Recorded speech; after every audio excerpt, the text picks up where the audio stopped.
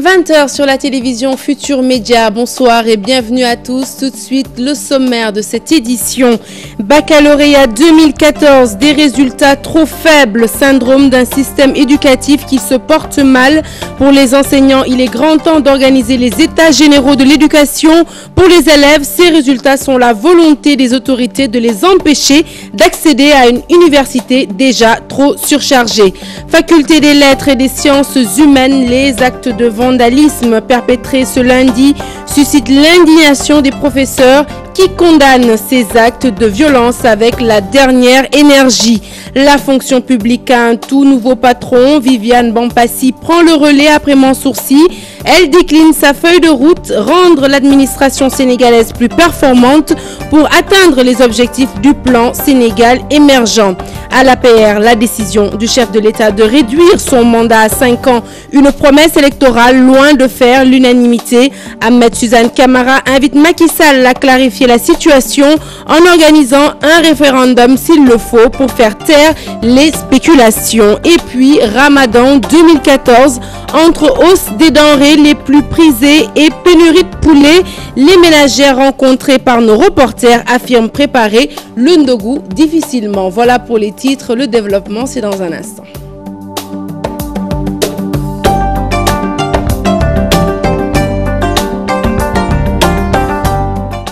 Bonsoir Léa. Bonsoir Sarah. Rebonsoir à tous. Baccalauréat 2014, les premiers résultats jugés mauvais, pour ne pas dire catastrophiques par les enseignants. Pour ces enseignants qui tirent la sonnette d'alarme, il est grand temps d'organiser les états généraux de l'éducation afin de situer le mal, afin de pouvoir l'éradiquer. Salimata Aoussek, Tierno, Laurent Mendy. Catastrophique, unique qualificatif des premiers résultats du baccalauréat 2014. Première tendance, première débâcle. L'alerte est sonnée. Je crois qu'il y a lieu d'aller vers une réflexion approfondie sur le système, sans laquelle réflexion, il nous sera extrêmement difficile de l'améliorer. Les mouvements de Go and Stop ne préfigurent pas un enseignement de qualité. Cela interpelle, je crois, assez largement les autorités du ministère de l'Éducation nationale et également tous ceux qui sont intéressés par l'école. Des résultats qui doivent pousser à la réflexion, une réflexion profonde. Le pourquoi, c'est là où il faudra s'interroger de façon profonde. Est-ce que c'est lié au déroulement de l'année? Est-ce que c'est lié à cette question seulement ou à la qualité aussi du personnel enseignant? Pour ces deux enseignants, les solutions préconisées sont les mêmes. Les états généraux de l'éducation. Est-ce que c'est lié au déroulement de l'année? Est-ce que c'est lié à cette question seulement ou à la qualité aussi du personnel enseignant? Ou à l'occupation du personnel enseignant? Ou à la présence massive d'écoles privées qui ne répondent pas souvent à un certain nombre de normes? Ou même à des questions de déroulement de l'année. La liquéfaction du corps, ça il faut le reconnaître. Il y a de moins en moins d'enseignement de qualité. Et là, c'est à ce niveau-là qu'il faudra avoir le courage de s'arrêter et de réfléchir. Il y a eu les états généraux. Maintenant, il faudrait des états généraux bis. Tout le monde est concerné. Les parents d'élèves, les enseignants, les autorités étatiques pour une refonte de l'éducation avant que la situation ne s'aggrave aux grandes dames de plusieurs générations. Nous restons avec ces résultats du baccalauréat dont les premières tendances inquiètent également les parents d'élèves.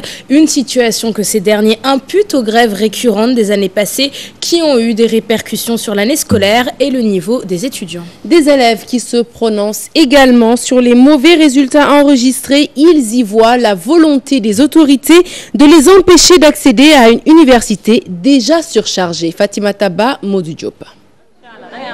Mam Awandiaï et Oureissal, deux candidates qui ont obtenu leur premier diplôme universitaire. Toutefois, ces jeunes filles sont inquiètes pour leurs camarades qui doivent passer le second tour. On ne nous avait pas donné les matières qu'on a travaillées en classe. C'était pas du tout ok. C'était un peu dur en plus. En plus, il y a des étudiants qui ne sont pas encore orientés. Avec nous aussi, et le taux, ça ne marchera pas. J'ai obtenu mon bac, alhamdoulilah.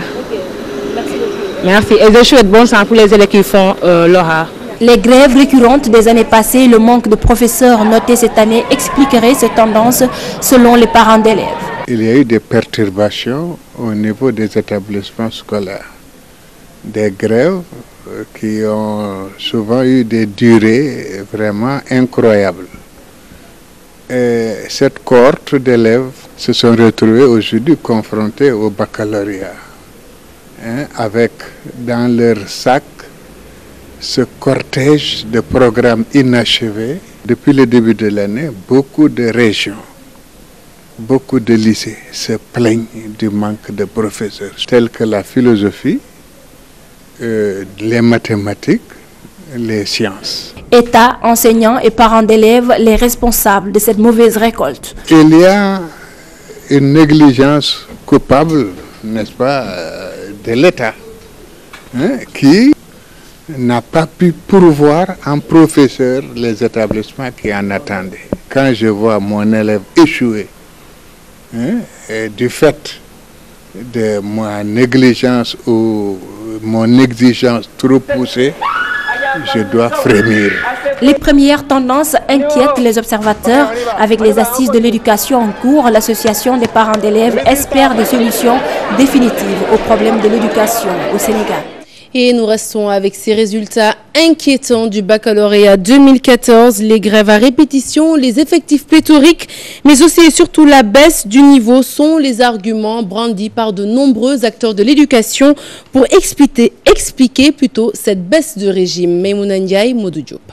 Louis Antoine Senghor, Collège africain Espoir et Études. De mauvais résultats notés un peu partout. Le premier tour du baccalauréat 2014 n'est pas fameux. Ces doyens de l'éducation expliquent les raisons de cette hécatombe. Maintenant, avec la massification, on ne peut pas faire redoubler les gens parce qu'il y a la pression démographique qui vient. Donc, ils ont été obligés de continuer. Et maintenant, au bout du compte, on voit qu'il y a eu des lacunes. Les intrants, les manuels scolaires, les laboratoires pour faire les expériences nécessaires ne sont pas toujours en place. C'est un ensemble. Les grèves répétées et la baisse du niveau pointées du doigt. La plupart des jeunes ne maîtrisent plus le français. On ne sait pas, on est à une période charnière, langue nationale, français, etc. Et le résultat, c'est qu'on ne maîtrise ni l'un ni l'autre. Autre facteur cité, les effectifs pléthoriques notés dans certains établissements scolaires. En dehors même de ces crises scolaires permanentes qui sont des grèves d'enseignants, d'élèves, il y a les conditions même de travail. Des classes qui font 70, 80, etc. Le professeur ne peut plus suivre les élèves comme on le faisait auparavant quand il y avait des classes de 25 ou 30 élèves. Le constat est là, les résultats du baccalauréat deviennent de plus en plus catastrophiques au fil des années. Certains acteurs voient la nécessité de déployer de gros moyens. Pour d'autres, il faut juste accélérer la réflexion sur l'enseignement déjà entamé. Et puis retour sur les actes de vandalisme perpétrés lundi à la faculté des lettres et des sciences humaines. Du côté des professeurs, c'est l'indignation. Selon eux, aucun lieu de savoir ne devrait subir de tels actes de violence. Ibrahima Kamara et Youssou Baro. La faculté des lettres et sciences humaines, encore sous le choc de ce que le professeur Kassé qualifie de vandalisme dans un tel espace. Des choses qui sont absolument inadmissibles dans un espace universitaire digne de ce nom. Je comprends que des étudiants ne soient pas contents, qu'ils fassent grève, nous sommes tous passés par là. Mais qu'ils détériorent et qu'ils saccagent un bien qui appartient à la fois à l'université et à la nation, je trouve que c'est inadmissible. Et pour quelle raison? Ce sont des actes qui ne sont pas acceptables. Ce n'est pas acceptable dans un lieu comme l'université. Même si ce n'était pas des étudiants, quelle que soit la personne en question, il est inimaginable que des gens puissent venir dans un lieu tel que celui-ci et pratiquer de tels actes. Le master pour tous impossible, l'université Cheikh Anta Diop de Dakar mérite une autre image. Quand j'étais directeur de la réforme universitaire, en 1993, nous avons fait la concertation nationale sur l'enseignement supérieur, avec 23 mesures qui, si elles étaient appliquées aujourd'hui, ne nous auraient pas conduit à des formes d'impasse comme celles que nous constatons. Ça veut dire quoi? Ça veut dire que l'université doit être régie par des règles. Ces règles sont édictées par les assemblées constituantes, entre autres l'assemblée de l'université, dans laquelle sont représentés les enseignants, les étudiants, le personnel administratif, technique et de service, pour que l'université retrouve quand même, redevienne l'espace de transmission du savoir, de controverses scientifiques et d'avancée des connaissances. Je crois que la réforme, elle doit se faire, cette réforme-là, mais il faut que cette réforme soit portée par tout le monde, que ce soit les enseignants, les étudiants, tout le monde, par tous les Sénégalais, parce que c'est une réforme qui intéresse l'université et c'est une université pour tout le monde. Ce matin, les cours ont repris de plus belle dans les amphithéâtres de la faculté de lettres et sciences humaines. Et nous parlons de toute autre chose. Le ministère de la fonction publique a un nouveau patron. Mansour Sy a passé le témoin à Viviane Elisabeth Bampassi, désormais en charge de la fonction publique, de la rationalisation des effectifs et du renouveau du service public. Une passation de service assez sobre au cours de laquelle Viviane Bampassi a décliné ses ambitions. Elle compte travailler afin de rendre l'administration sénégalaise plus performante et ce pour atteindre les objectifs du plan Sénégal émergent. Chérif Dia, Modou Diop. En passant le témoin à Viviane Elisabeth Bampassi, Mansour Sy dit lui avoir cédé un ministère stratégique. Madame le ministre, je voulais donc vous féliciter chaleureusement. Comme tout le monde le sait, c'est un secteur stratégique important, un secteur qui bénéficie toujours de l'appui de Monsieur le Président de la République, et un secteur qui correspond à de fortes attentes. Le nouveau ministre est conscient de la tâche, sa feuille de route, faire en sorte que l'administration sénégalaise soit plus performante. Nous savons aujourd'hui que nous avons des difficultés dans cette administration. Nous devons travailler à donner à notre administration, à en faire un instrument beaucoup plus performant, beaucoup plus efficace, un instrument qui puisse accompagner la dynamique économique qui, elle-même, est mise en œuvre dans le cadre du plan Sénégal émergent. Je vous engage à mon tour à vous engager justement sur cette voie-là, que nous puissions tous ensemble continuer les réformes déjà entreprises, nous fixer de nouveaux objectifs pour que l'administration publique sénégalaise continue à rester la référence qu'elle est dans notre sous-région, mais également en Afrique. Viviane Elisabeth Bampassi s'installe dans ce nouveau département ministériel qui a une nouvelle appellation depuis le dernier remaniement. Il s'agit du ministère de la fonction publique, de la rationalisation des effectifs et du renouveau du service public. Mansour Sy, lui, est nommé ministre du Travail, du dialogue social et des organisations professionnelles, en plus des relations avec les institutions. Nous parlons à présent de cette promesse qu'avait faite Macky Sall aux Sénégalais, une promesse de réduire son mandat à 5 ans et qui ne fait pas l'unanimité au sein de l'APR. Le réseau des enseignants de l'APR invite le chef de l'État à clarifier la situation en organisant un référendum afin de faire taire les spéculations. Nous écoutons à ce propos Ahmed Suzanne Camara, il est au micro de Bintouloum. Par rapport à la réduction du mandat du président de la République, donc, on a vu des gens spéculer sur la question par rapport surtout donc, au travail de la Commission nationale de réforme des institutions. Visiblement, nous pensons que le président a 3 possibilités. Soit il peut soumettre ça à l'Assemblée, au niveau des députés, ou bien à un référendum, ou bien il démissionne de son poste de président de la République. Et par exemple, il y a possibilité peut-être que s'il le soumet par exemple à l'Assemblée nationale, mais les députés de l'APR ou bien des alliés peuvent ne pas faire passer cette loi-là. Donc il y a un risque. Donc à ce rythme-là, au lieu que le mandat puisse passer de 7 à 7 ans, le mandat peut être maintenu à 5 ans. Et là, ce ne sera pas la faute du président de la République parce qu'il a tenté, il n'a pas pu. Alors, et ça, ce ne sera pas du wah-wahet. La convocation d'Abdoulaye Baldé à la CREI continue d'alimenter la polémique dans la région sud du pays. Et cette fois-ci, ce sont les responsables APR qui montent au créneau. Suite à la sortie d'Abdoulaye Baldé, selon laquelle toute la Casamance soutient le maire de Ziguinchor dans son combat, les responsables apéristes ont apporté leur démenti. En conférence de presse, ils sont également revenus sur les raisons de leur débâcle face au leader de l'UCS. Plus de précisions, c'est avec leur porte-parole, Boubacar Bari, au micro de Boubacar Diassi. La Casamance n'a donné mandat à personne de dire qu'à la limite de faire chantage au président de la République. de vouloir faire des manigances par rapport à la convocation qu'on a fait. Abdoulaye Baldé, si il pense qu'effectivement les biens qu'il a eu, il peut les justifier, il n'a qu'à aller devant la justice et répondre à la justice de son pays. Cette justice-là n'a pas la coloration d'un parti politique quelconque. Il faut laisser la justice faire son travail de façon indépendante et que les citoyens, les populations de Casamance, il ne faut pas les utiliser au nom de leurs intérêts personnels. L'autre chose qu'on veut dire, malgré la défaite que APR a eu au niveau de la région de Ziguinchor ici, malgré tout, le président garde une ambition notoire pour la Casamance. La défaite, elle s'explique par un fait. Et que ce fait, si c'est quoi? C'est que c'est des individus, des têtes de liste qui incarnaient la liste de Benno Bokk Yakaar ici. Ce sont ces gens-là que la population n'a pas gobé, que la population n'a pas accepté, et que ce sont ces gens-là que la population a rejeté. Nous abordons à présent nos sujets Ramadan et si vous êtes habitué à faire le marché, vous l'avez certainement remarqué. En cette période de Ramadan, les denrées les plus prisées connaissent une hausse. Au marché de Chilène, les ménagères rencontrées avouent préparer leur ndogu avec difficulté et espèrent vivement une baisse des prix avant la fête de la Korité. Reportage de Pape Faraning et de Younous Diatta. Ces mères de famille n'ont qu'une seule préoccupation, préparer un bon ndogu, mais cela relève d'énormes sacrifices en ce mois béni où toutes les denrées sont chères. Les poulets coûtent très cher, de même que les pommes de terre à 450 francs le kilo. 50.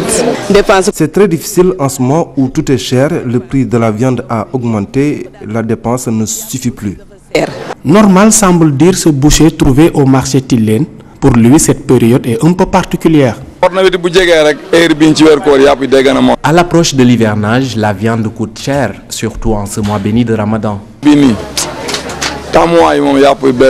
Malgré la cherté des poulets, ces denrées tant prisées se raréfient sur le marché. Les poulets coûtent cher et actuellement, c'est très difficile d'en avoir. À 2 semaines de la Korité, les ménagères redoutent une flambée des prix avec cette tendance de hausse qui n'arrange guère les pères de famille. Et le poulet, justement, on en parle. Ces derniers jours, le poulet se fait de plus en plus rare sur les étals. Un manque dû à l'hivernage et à la chaleur, selon les vendeurs rencontrés au marché Liberté 6. Et même si les poulets sont rares, cela n'a rien changé au prix, selon les consommateurs interrogés par nos reporters Aïssatou Païfal et Tierno Laurent Mendy. Après la hausse du prix de la viande de mouton et de bœuf, y aurait-il une pénurie de poulet en ce mois de Ramadan? La rareté du poisson aidant, le poulet est la denrée prisée des Sénégalais. Les vendeurs, eux, constatent.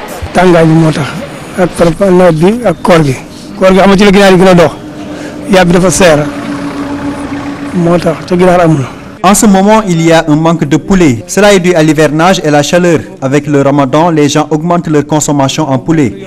En plus de cela, la viande est chère, raison pour laquelle ils se rabattent sur le poulet. En ce moment, on brade les prix, de toute façon, la viande est plus chère.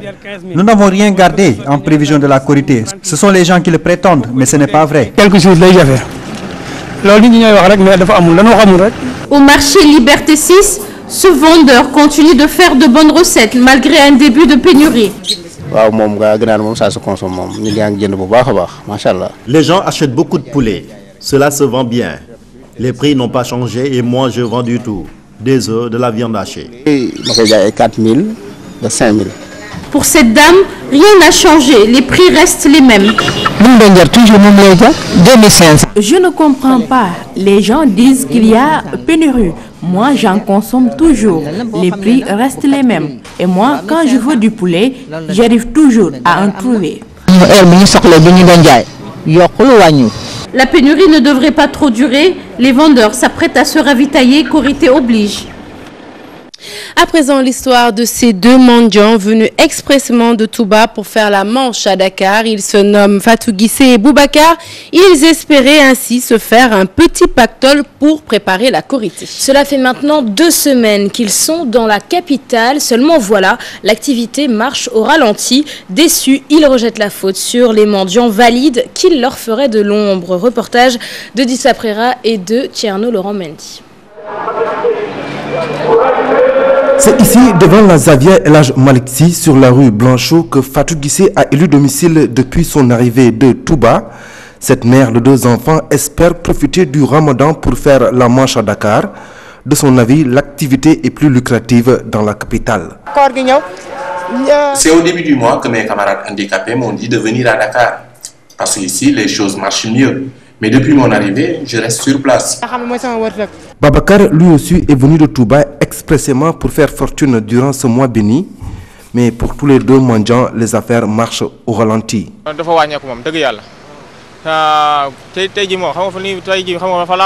Les recettes ont chuté. Aujourd'hui, je n'ai eu que 500 francs, alors qu'au début du mois, je gagnais jusqu'à 2000 francs. Des fois, je gagne 2000 francs ou 3000. Cela dépend de la chance. Il m'est même arrivé de gagner 5000 francs la journée.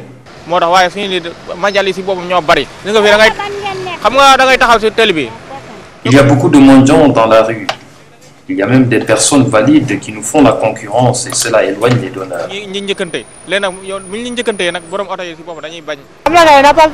Quelquefois, on se bouscule pour prendre une aumône. Et dans ce cas, les invalides sont laissés en rade. Le mois de Ramadan est supposé être un mois de pénitence où les fidèles font preuve de beaucoup de générosité, mais nos 2 mendiants sont encore loin d'entrevoir le bout du tunnel.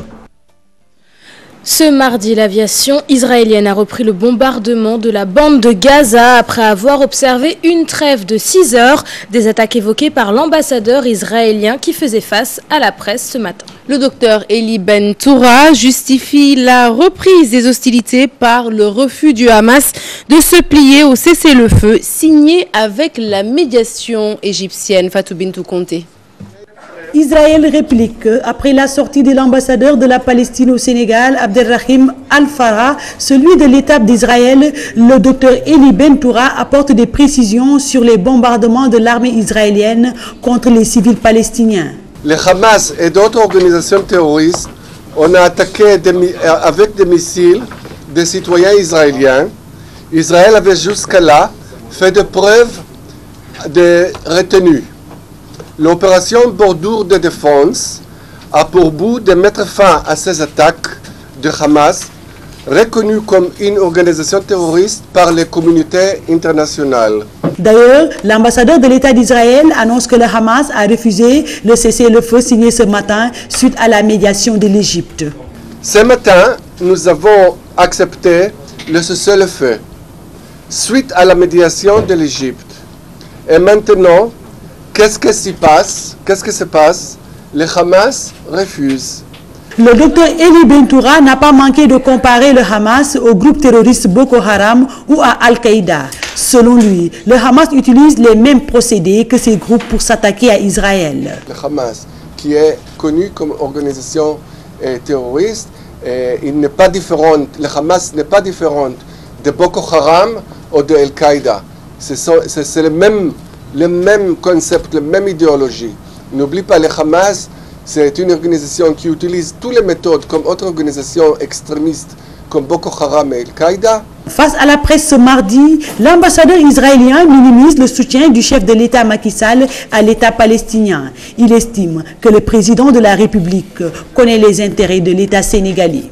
L'actualité hors de chez nous, à présent, elle est marquée par cet accident de métro en Russie. Bilan, 20 morts et ce cessez-le-feu éphémère dans la bande de Gaza avec la reprise des hostilités ce mardi. Et dans le reste de l'actualité, le bilan du virus Ebola qui s'alourdit de plus en plus en Afrique de l'Ouest. Le point de l'actualité internationale, c'est avec Cher Tidiane Diao. Le virus Ebola continue de faire des dégâts en Afrique de l'Ouest. Selon l'Organisation mondiale de la santé, le bilan continue de s'aggraver avec 603 morts, dont 68 entre les 8 et 12 juillet en Guinée-Conakry, au Libéria et en Sierra Leone. Le manque de sensibilisation est évoqué comme facteur de propagation de l'épidémie. Le répit aura été de courte durée et les autorités israéliennes ont repris leur bombardement sur la bande de Gaza 6 heures après avoir annoncé qu'elles acceptaient une proposition de cessez-le-feu formulée par l'Égypte.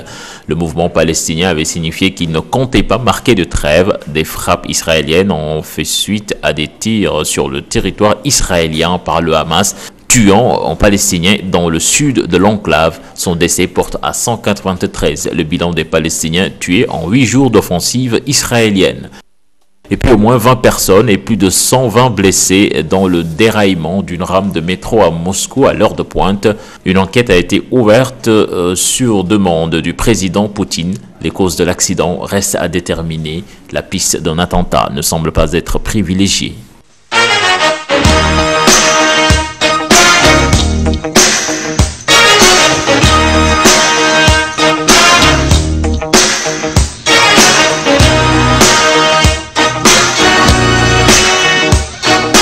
Ça y est, nous y sommes dans la page des sports avec au menu encore et toujours la victoire de la Nationale Mannschaft, Léa. Tout à fait, Sarah. Les entraîneurs sénégalais qui ont fait leur formation en Allemagne ne sont pas étonnés de cette victoire. Pour Cherfal et Aliou Kandji, la réussite allemande a été provoquée par l'échec de leur équipe lors de l'Euro 2000. Un échec dont ils ont su tirer les leçons. Abdou Aziz Khan et Youssou Baro. Ils sont nombreux les techniciens sénégalais qui pouvaient se reconnaître dans la victoire de l'Allemagne en Coupe du Monde. Cherfal et Ali Kandji sont de ceux-là, eux qui ont été formés, c'est le récent champion du monde. Pour ces deux entraîneurs, le sacre allemand est parti d'un échec, celui de l'Euro 2000. C'est là que les dirigeants allemands ont dit qu'ils vont essayer de tout changer en se focalisant surtout à la formation à la base. À partir de là, je crois qu'ils ont mis en place toute une organisation pour imposer à chaque équipe qui joue dans le Bundesliga d'avoir des centres de formation. La force allemande réside aussi dans la capacité à s'ouvrir et à s'adapter au football moderne. À l'époque aussi, l'Allemagne était un peu renfermée en elle-même du moins. Hein, parce qu'il fallait être un Allemand pour jouer dans l'équipe nationale. Mais à cette époque-là aussi, après l'Euro 2000, ils se sont dit qu'il faut s'ouvrir à d'autres. Le mental légendaire de l'Allemagne, qui ne s'est pas découragé malgré les échecs de ces dernières années, est aussi l'une des clés de cette victoire finale. Ils ont commencé aussi à changer de mentalité. Je crois qu'à l'époque, l'Allemagne était un peu barricadée sur un système de jeu qu'ils appelaient le 3-5-2. Quand il y a eu l'échec, après analyse aussi, ils se sont dit, mais pourquoi ne pas aller voir les autres dispositifs tactiques? C'est ainsi qu'ils ont commencé à voir les nouvelles tendances modernes du football, le 4-4-2, le 4-3-3, ainsi de suite. Discipline, rigueur, ouverture et mental de fer, tels sont donc les maîtres mots de la réussite actuelle de l'Allemagne. Témoins et observateurs éloignés se l'accordent volontiers.